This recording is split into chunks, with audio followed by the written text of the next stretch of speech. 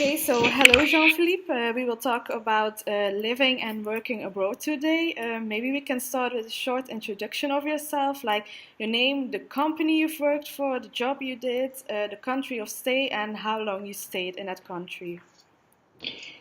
My name is Jean-Philippe Kopers. I'm a former student at Artevelde University College as well. And for my internship during my bachelor's thesis, I stayed in Spain, Malaga, for the company Vetourus, or transnational consulting. It was a conglomerate slightly. And basically, what they did was an online bed bank, so an online service to book hotels with for travel agencies and the like. I spent 4 months there, 4 or 5 months there, from September to January last year. And yeah, what I did there basically was be key account manager for the Benelux. So they didn't have any presence in Belgium, Holland, or Luxembourg at that time, and I made sure that they started well and that they could make some acquaintances there and have a decent market to work from when I left. Okay, good. The first topic is living abroad. How did you experience living abroad? Would you do it again or absolutely not? Um, I'd certainly say I'd do it again because I'm doing it right now as well. I'm living in Ireland right now in Dublin, following the SEMS program at UCD Michael Smurfit, and in 2 months I'll be leaving for Copenhagen. So basically, I see myself to always be living abroad as I don't see myself working in Belgium ever. Taxes are too high for that. And I'm always looking for opportunities abroad instead of in Belgium. I've never really looked at opportunities in Belgium themselves, only unless it's like a leadership program that I could benefit from, and that would make sure I'd go abroad within a year or something. So I'd always prefer to work abroad than in Belgium. Okay, yeah, that's something good. To the next question, do you think that a working knowledge of the national language is really necessary to survive there and work in the company? In Spain, I didn't speak a single word of Spanish before I went there, and I don't speak a single word of Spanish to this day, except for maybe hola, mañana, stuff like that. So I wouldn't say that it's necessary, but it depends greatly on the country and the position you have. I don't really see it as a necessity unless the job description really demands you to work with locals that only speak the Yeah. local language. Then the next topic is working abroad. So you did an internship. How do they deal in the company with interns? Like here in Belgium, we know that mostly interns get jobs that they can do during the year or like the dirty jobs. Is it different there or is it exactly the same? Well, I didn't have to get coffee a single time, so that's something. Um, I saw it more like they saw me as their peer. They saw Hmm. me as their equal because I was working on a market that none of them could work on because Yes, I indeed. had certain set of skills, a certain set of attributes that other people did not have, Hmm. and they needed me in order to be successful in those markets. So if they treated me like trash, I would have not done a good job at it. Yes, of course. So, is there a different working ethic there? Like, do they different hours? The meetings are they same as here in Belgium or totally different? I didn't really do any official meetings, Hmm. but in terms of the working hours in general in Spain, they'll start later Hmm. and but they'll work later as well. That's Okay. because the day is has a completely different schedule. For example, they'll work until 2 or 3 in the afternoon, Hmm. then they'll take lunch for maybe 1 or 2 hours, and then from 4 or 5 until usually 6, 7 at night, they'll keep working again.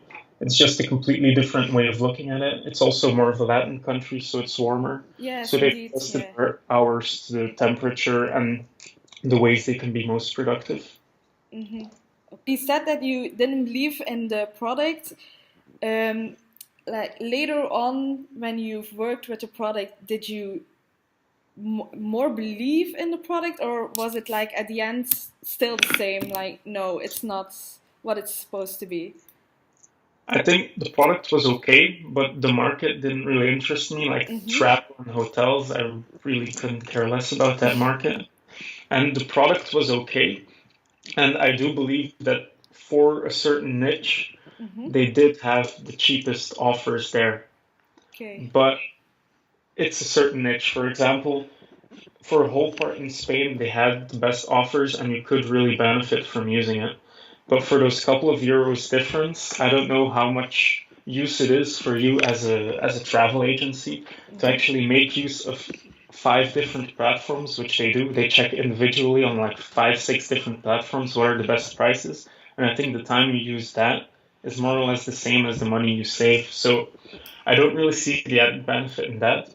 But the one thing that they did offer was that travel agencies received a much higher cut from the deals they did than we did. So, in other words, if they did use us, they would receive a much higher percentage than if they used another platform. And that was actually true. That was just, Yeah. the numbers were just there and it's factual, basically.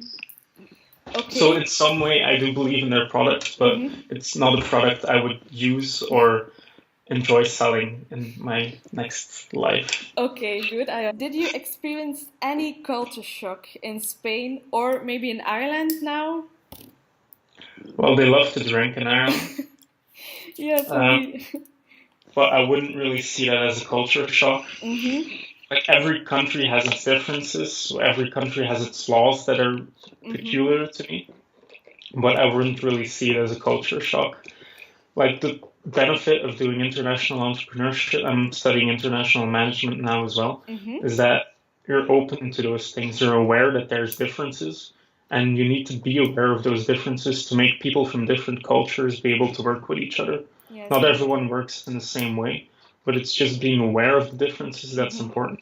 So I wouldn't say I've had culture shocks, but I think that's because I'm really open to any possible differences between cultures. I don't hold my own culture very high, so I have no issues in adapting myself to other cultures or to other ways of working and life. Okay, good. Then, as a conclusion, would you do it again? Yes, you've already said it, but if you should give any piece of advice, what would you say?